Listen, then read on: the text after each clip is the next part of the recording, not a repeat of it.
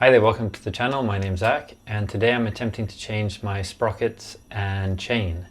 So I've got a kit here, my chain set, got my sprocket, and we're gonna have a go at this. I've never done it before, so the premise of these, as always, is if I can do it with relatively no experience, then anyone can do it. Let's get into it. Okay, so we're gonna start off by removing this cover over here. So it's just a couple of Allen keys.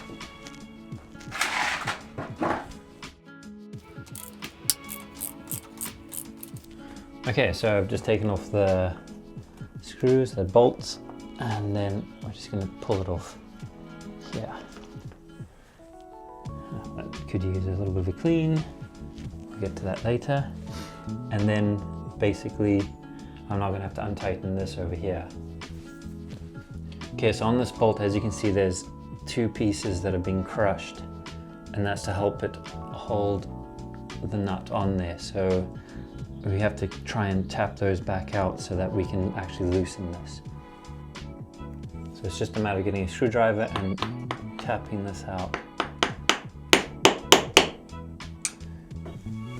So now that I've hopefully opened those two pieces up, it's now with a 30mm spanner, just get this bolt loosened.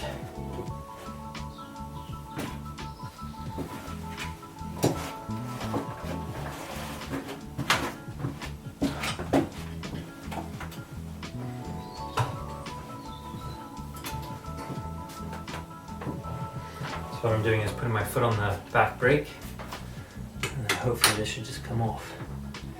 Let's see. Ooh, that's tight. Ooh.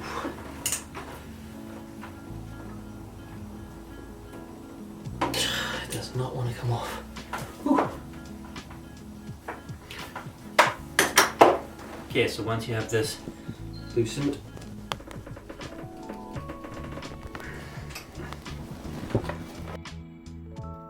maybe some WD-40 will help. Alright, so I'm not gonna lie, I struggled really hard to get this off. I got my cousin to come over with a long extension. We couldn't get it off. I had to go to my local garage and they had to use a impact driver. So if you're thinking of doing this yourself, either have an impact driver at hand just in case, or have a friend that has one or something like that, because if I didn't have the local garage, then I wouldn't have made any more progress on this. So that's just something to watch out for. Okay, as before, on the back brake. Ah, there we go. Oh, why was that on so hard?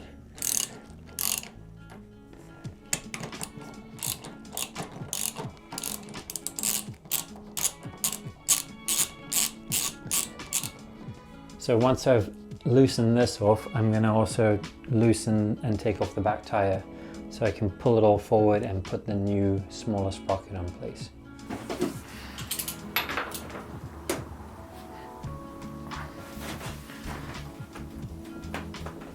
Jesus, not this again.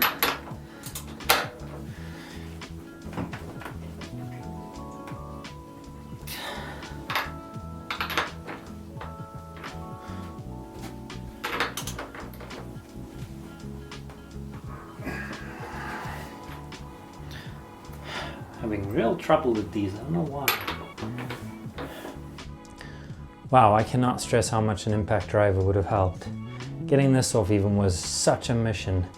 I've only just managed to loosen it a little bit, so I'm going to continue with this, but I don't know who had these settings, but I think they put them way too high. Jesus. It's so difficult to get off. Now I've seen people online, they just do it easily. I don't know if it's just because it's been many years since any of this is done, or maybe people set it to the wrong settings, just tightened it way too tight. But I cannot recommend more an impact driver. I'm certainly going to look at investing in one.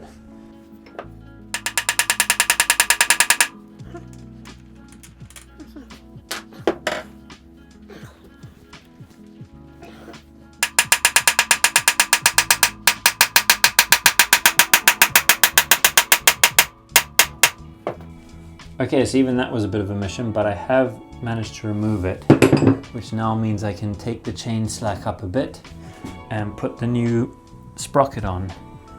I'm going to keep the chain on so that I can cut it and then put the new chain onto that with it. So I'm just going to do that quickly.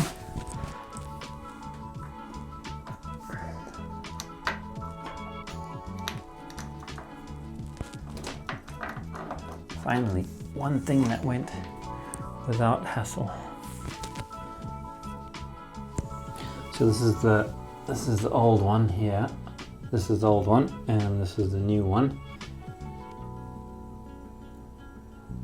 I'll do some close-ups so you can see the difference.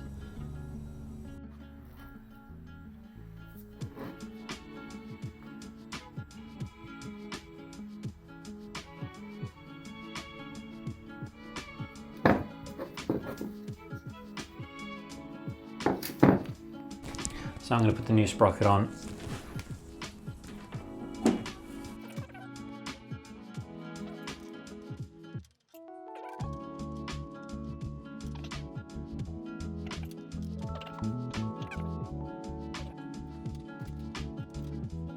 Yeah, okay. Alright, for a second I thought it wouldn't fit, but it does. Okay, so I'm just going to tighten this up to 95 Newton meters. I've never owned a torque wrench before, so I bought this one off Amazon. It seems really nice. I'll leave a link in the description if you want to get one yourself.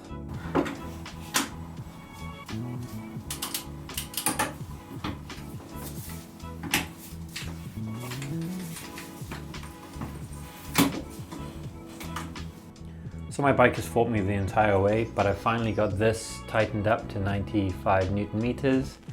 So now it's time to break the chain. So first I got to file off this little pin over here because my chain breaker will break if I try and use that. So on to the next part. Also never had a chain breaker before, so I found this one on Amazon. I'll leave the link in the description so you can buy this one if you want. It seems like a good one, and I think when I bought it, it was about £70, so we'll see how good it works. So this is the pin that I'm going to file down, just over here.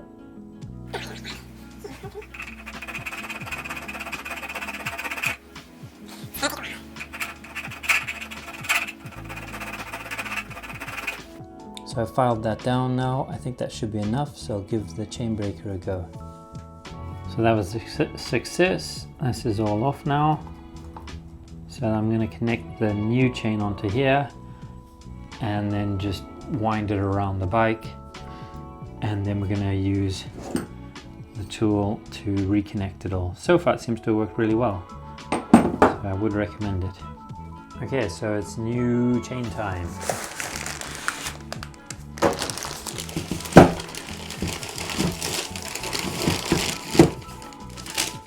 So this is what my new chain looks like. Here's the link that I used to connect it all up. It's a nice gold one. I didn't ask for gold, but it just came that way. It's either gold or black. Okay, so in theory, you should just be able to pull the new chain on like this.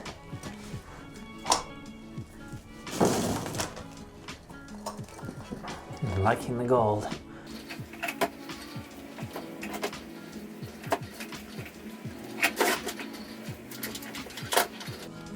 So now I'm going to put some grease on here, on the chain link, and then you've got to put little O-rings on there. It's quite a sticky grease. Alright, so now I'm going to just attach the link, the first link onto here. So I've put the plate on now, the front plate, and now it's time to actually just push and squeeze it on so that it's connected. I have no idea how much I'm supposed to do this. So now I just need to flare these out. Again, with the same tool. It has different attachments, and then the chain will be sorted out. So my chain is all done. So now I'm going to move on to the final piece, which is installing the big sprocket. So simply just take the rear tire off, take off these nuts and bolts, and then that should be it. So nearly there now. So I've just put the tire on 2 pieces of wood to keep it off the brake disc, and then it's just a matter of undoing these and putting the new one on.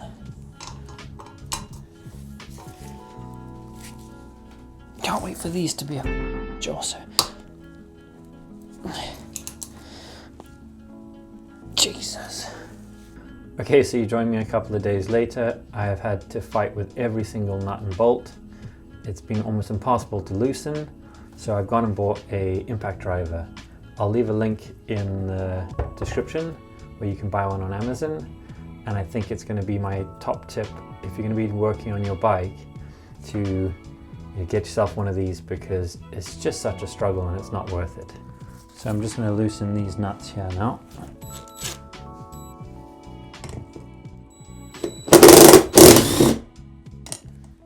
So much easier.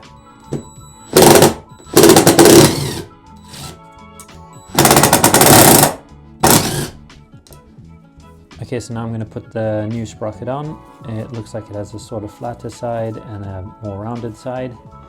So I'm going to put the flatter side down here.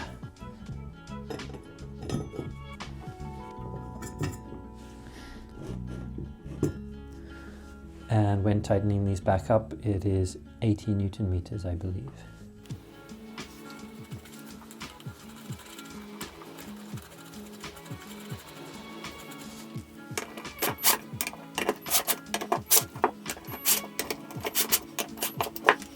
Okay, so the fun never stops. I've just dropped off the whole hub assembly with the garage that does my services.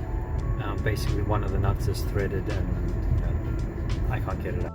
Okay, so I'm back at it. I've finally got this back from the garage. I've got all the nuts and bolts on there, so I think I figured out what happened.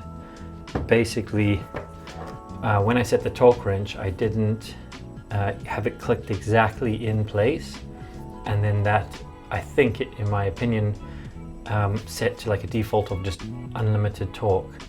And then I just basically I don't know if you can see this, but I over torqued this and just stripped it completely. So at that point I had no choice, but I didn't have any cutting tools or anything like that. So I had to take it to the garage I normally get it serviced at, and they kindly sorted it out, but it took a couple of days. So now it's basically just put this back on the bike and then slacken the chain up, and then that's it, job done. Okay, so it's just a matter of sticking this back in here.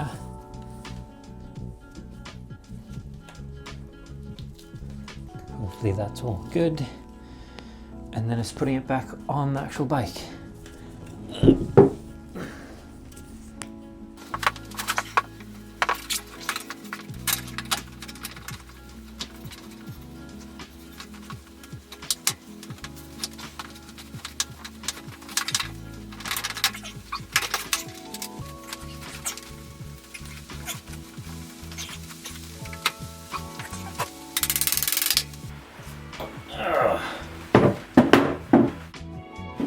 Don't forget to put the chain on.